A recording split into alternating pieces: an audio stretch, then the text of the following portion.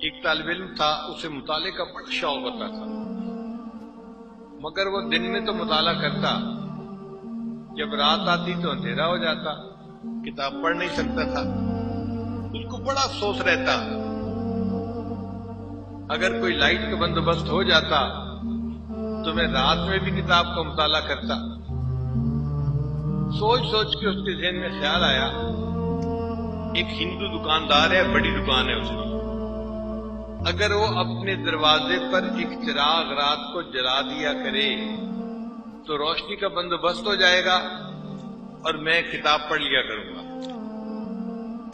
اس نے ہندو سے جا کر بات کی کہ آپ کی دکان میں لاکھوں کا مال پڑا ہوا ہے، چوری کا خطرہ ہے، آپ اگر ایک چراغ جلا دیا کریں تو میں ساری رات پہرا بھی مفت میں دوں گا اور چراغ کی روشنی میں اپنی کتاب بھی پڑھ لوں گا، میرا بھی کام ہو جائے گا، آپ کا بھی کام ہو جائے گا۔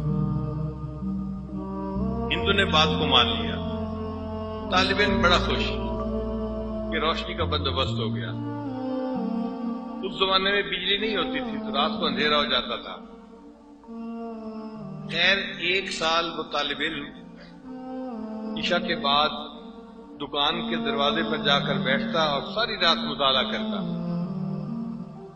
ایک سال کے بعد جب ہندو نے اپنا حساب کتاب کیا تو وہ تو ایک پیسے کا حساب کرتے ہیں، اس نے محسوس کیا کہ میرے تو چراغ کا تیل جلانے پر اتنے روپے سال کے خرچ ہو گئے اور چوری کا خطرہ تو اتنا نہیں ہے، مارکیٹ میں کبھی چوری ہوئی نہیں، تو اس لیے میں یہ چراغ کیوں جلاتا ہوں۔ اس نے طالب علم کو بلا کے کہا کہ بس میرا خرچہ بہت ہو رہا ہے روشنی پہ، تو آج کے بعد میں رات کو چراغ نہیں جلایا کروں گا۔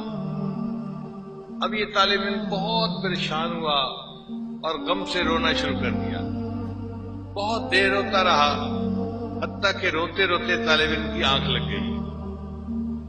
یہ طالب علم سویا ہوا تھا، خواب میں اس کو نبی السلام کی زیارت نصیب ہوئی، تو نبی علیہ السلام نے پوچھا طالب علم سے، تم کیوں اس طرح روتے تھے؟ اے اللہ کے حبیب صلی اللہ علیہ وسلم، روشنی کا کوئی بندوبست نہیں اور رات کے اندھیرے میں تو پڑھ نہیں سکتا، اس لیے میں رو رہا تھا۔ تو نبی علیہ السلام نے ارشاد فرمایا کہ جاؤ اور وقت کے بادشاہ سلطان محمود غزنوی کو کہو کہ تمہارے لیے روشنی کا بندوبست کر دے۔ طالب علم نے خواب میں کہا، اے اللہ کے حبیب صلی اللہ علیہ وسلم، میں اس کو جا کر پیغام دوں گا بھی صحیح، وہ کیسے بات کو مانے گا کہ یہ بات میں آپ کی طرف سے پہنچا رہا ہوں، اس کو یقین ہی نہیں آئے گا۔